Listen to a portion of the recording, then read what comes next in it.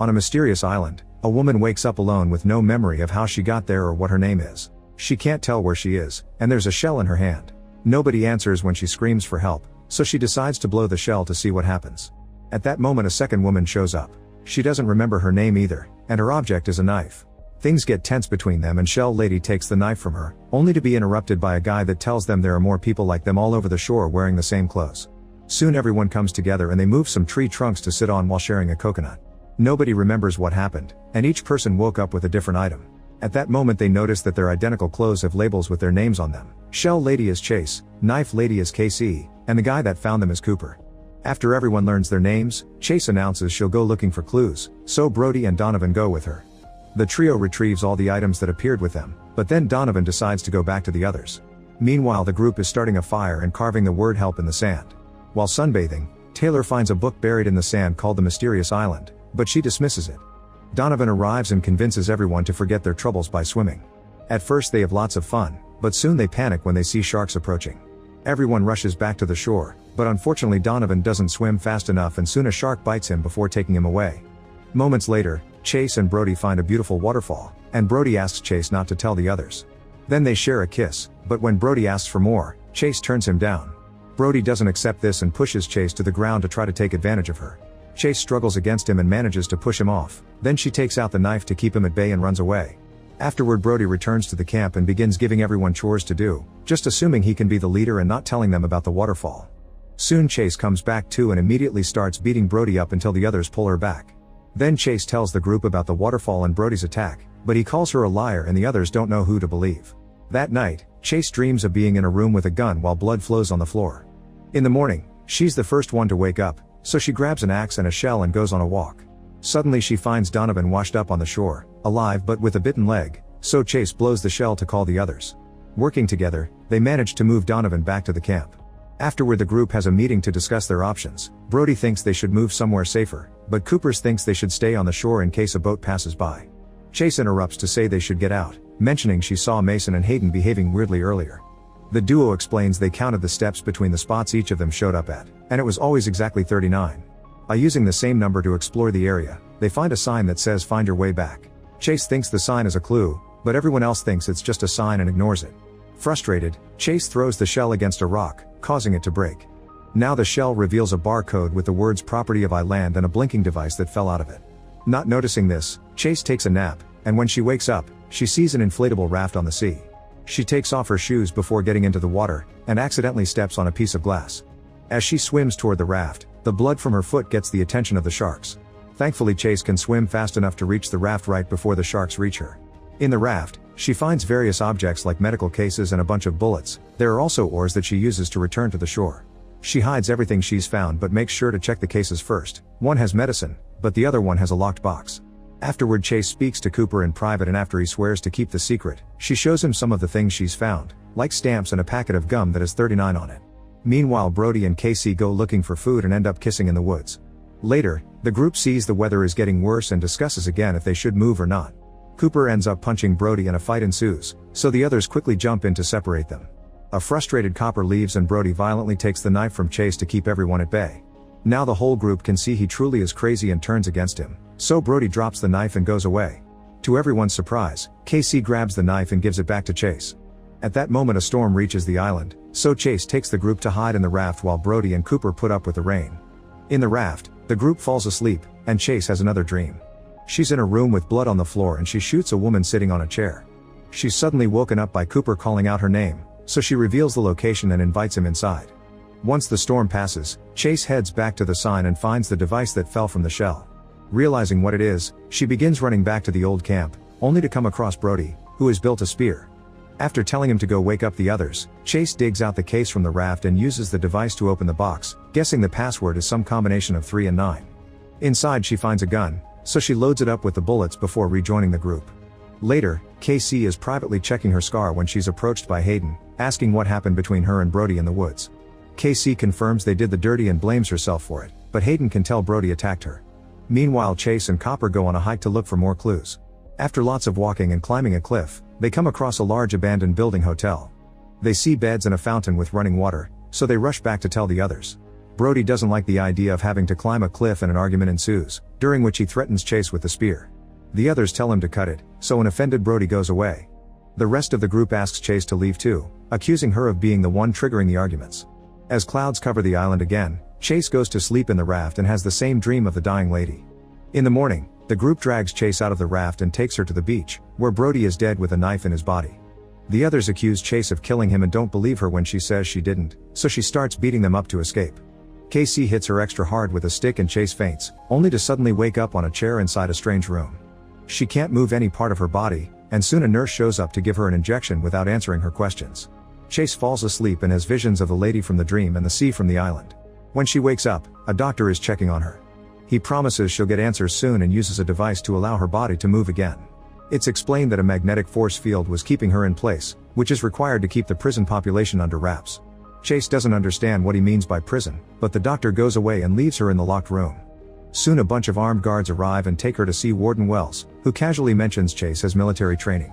Wells confirms this is a prison, and the island is just a simulation they put the prisoners through as part of an experiment to see how criminals would act if they were given a second chance. Chase is the first one to have ever woken up on her own, but she'll be sent back soon. Later the nurse comes with 2 guards to connect Chase back to the simulation. Unwilling to return, Chase fights the guards off, knocking out one of them and connecting the other one to the chair using the force field. Then she takes the nurse hostage, only to throw her at the upcoming guards so she can run away.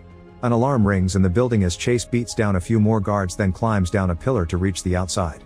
Unfortunately, she's soon surrounded by guards and they quickly knock her out. Afterward, Chase is taken to a cell where the door is a force field, and the magnetic force keeps her against the wall. Eventually Chase falls asleep and dreams of the lady in the chair again. When she wakes up, the wall finally releases her and the guards take her to see Wells, who has prepared a meeting with the scientists that created the simulation.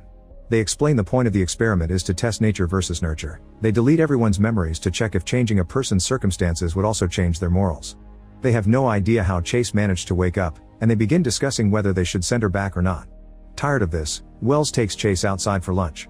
He greatly dislikes the scientists and the simulation, but he puts up with them so the government will send them money. He also confirms that if someone dies in the simulation, they die in the real world. When she asks about Brody, Wells tells her he was an awful person and his crimes were abuse and murder, so he's happy he's dead.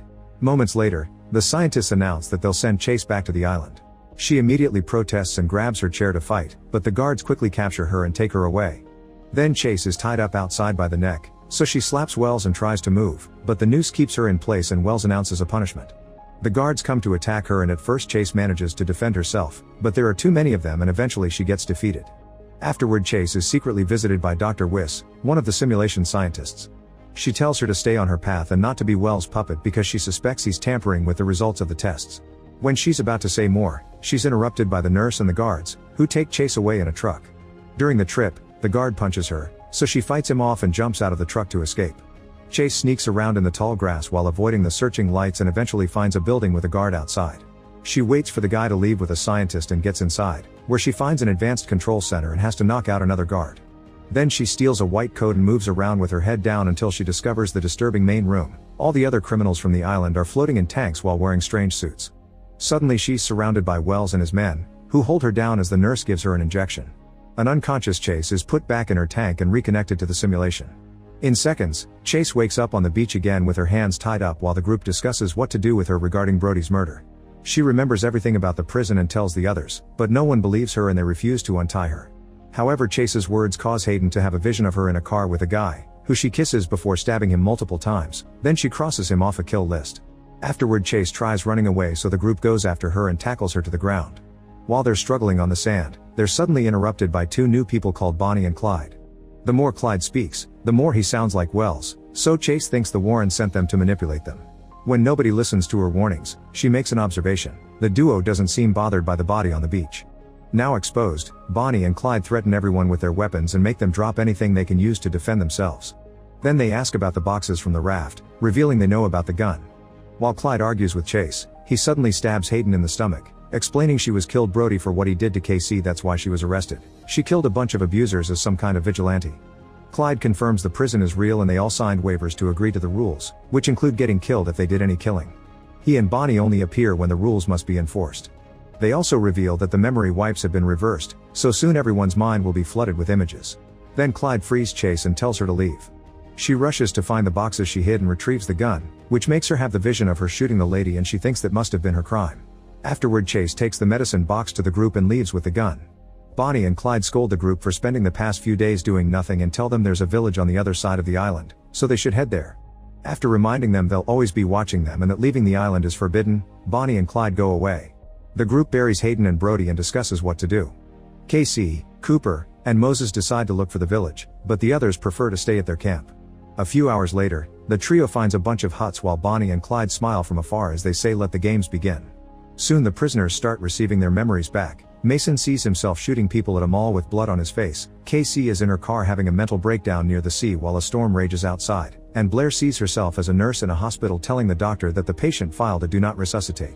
The doctor didn't have such a note on the patient's file, so he couldn't help the patients that were in pain because they weren't in an euthanasia state. Refusing to let her patients suffer, Blair tampered with the patient's IVs, killing lots of people before she was caught. At that moment, Blair sees Taylor dragging the raft into the water to try to escape, so she rushes to stop her as she reminds her of Bonnie and Clyde's warnings. Taylor just pushes her away and keeps going, so Blair runs to tell the others. Unfortunately, they arrive too late and Taylor escapes in the raft. At the same time, Moses is getting his memories back too.